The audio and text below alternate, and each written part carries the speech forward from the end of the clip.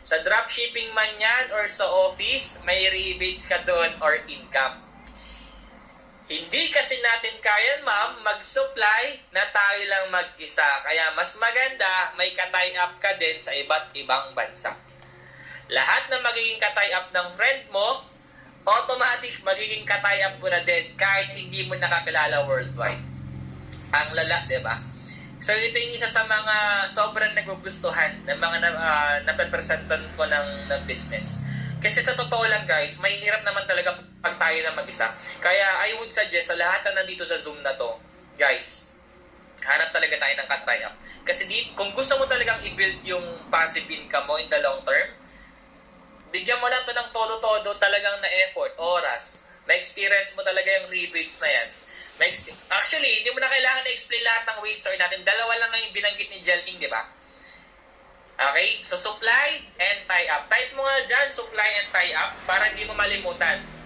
Okay? Ang dali ng explain, di ba? Sobrang kayang-kaya mong tandaan, di ba? So, yan lang po yung pinapresent ni Jelking. Sobrang dali lang. O, step 4 natin. Explain mo, magkano kikitain niya. Ito yung sinasabi ko. O ma'am, sa umpisa, pwede po tayong kumita ng 15,000 to 25 pesos per month sa mga unang buwan natin sa business. Kasi ma'am, kaya kung sinabing mababa lang, mag-training muna tayo. So don't expect na malaki agad ang kikitain. So guys, wag po tayong mangangako na kikita agad dito ng 50,000, 100,000. Wag po natin siya gagawin. Okay?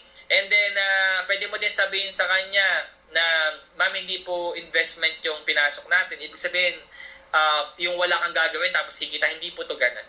Legit business po ito. And eventually, ma'am, kapag tinuloy-tuloy mo ang business, lalaki din yan. Hanggang umabot na sa 30,000 per month ka na, 50,000, 70,000, 100,000 pesos per month.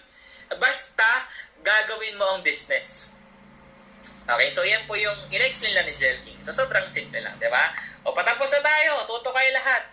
O, magkano, ngayon, Sir King, magkano po ba yung capital dyan? Ayan, so discuss the package options. Ako, binibridge ko to guys. Pag sinabing binibridge, binibigyan ko ng value bawat package natin. Sinasabi ko, ma'am, alam mo ba, not for anything, pag mag-affiliate po kayo kay TikTok, ang income nyo po sa products is 3% to 5%. Maximum 15 to 20%. Ma'am, dito sa atin sa JC, we have 60% profit margin. So ito po yung sobrang appreciated na mga especially negosyante, mga gusto na mag-retire, mga OFWs, na gusto na mag-for good, diba? So ano yan, ma'am? Actually, sinisimulan ko kasi sa pinakamataas, guys. Sinisimulan ko sa Diamond. So ang Diamond po natin, guys, marami tayong package options, ha? Meron tayong package ng Taiwan, package ng UAE, lahat, marami tayo niyan. So kung gusto mong hingin yan, meron tayo sa mga grand leaders mo. So sinasabi ko, ma'am, alam mo ba, yung Diamond, up to 60% profit margin yan, ma'am. For example, binibigyan ko siya ng example. Pag nakapag-sales ka po ng worth 1,000 pesos, automatic ang income agad dyan pag naka-diamond ka 600 pesos. So magkano to? 554,528 pesos. So yung sumunod natin, ma'am, Ruby package up to 50% profit margin, 268,320 pesos.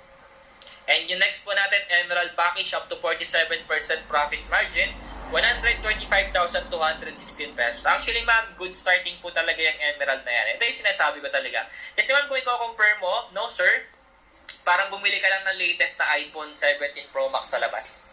Tama? Or kung itatayo mo ng traditional business, makakapagtayo ka naman, kaya lang maliit na nilty shop lang. Diba? So yung sumunod naman po natin, yung Sapphire package, up to 43% profit margin, 53,664. Mostly ang kumukuha po niyan, sir, ma'am, mga student po. Yan. At yung pinakamababa po natin is yung platinum package up to 40% profit margin, 17,888. O parang bumili ka lang ng mumurahing ref. Diba? Ayan. So, eto, yung tanong ni Jelking. Na-discuss ko na yung package. Questions. O ma'am, alin ba dyan yung pasok sa budget mo at kaya mo simulan? Tinatanong ko na agad. Siguro sir, start muna ako dun sa 17,888. Pwede mo mag-upgrade yan? Pwede naman, sir, ma'am, diba? Pero ako, ma'am, I suggest kung kaya mo mag-diamond, kasi ako naka-diamond po ako, mas maganda po yung diamond yung kunin nyo. So, ang kagandahan kasi dito, Tim, halimbawa naka-emerald ka, be suggestive. Tama? Eh, yung masarap eh. Ikaw ba, sir, ano po bang package mo ngayon pag tinanong ka? naka-emerald po ako eh. Sige, yun na lang simulan ko. Di ba may mga ganong scenario na especially pag kaibigan mo yung presentan mo ng business, pero hindi ganito yung flow ko pag kaibigan yung nag-explain yung pinapresentan ko ng business ha. Yung pinakita ko kanina, mostly cold market yung client ko dyan. Kasi tapos na ako sa warm market eh. Inubos ko na yung warm market ko kasi nung time na nag full time ako, lahat ng FB friends ko, chinat ko na yan. Diba? Yun talaga dapat unahin mo yung warm market. Okay, so kaya most ng inquiry ni Jel King ngayon is cold market, mga taong hindi ko nakakilala. O yan, pag sinabi, sige sir, yun lang 1788 yung pasok sa budget ko. On hand ba natin yan? Ma'am, sir, yes po, on hand naman po. O, hindi ko pa tatanungin, hindi ko pa i-closing the deal yan. Alam mo yung next ko? Para mas madali ko siyang ma-close deal, babalik si Jel King sa why. Ayan. So, yung realization ko, dito na papasok yung kailangan ma-relate mo na siya sa bakit na kailangan mag-business.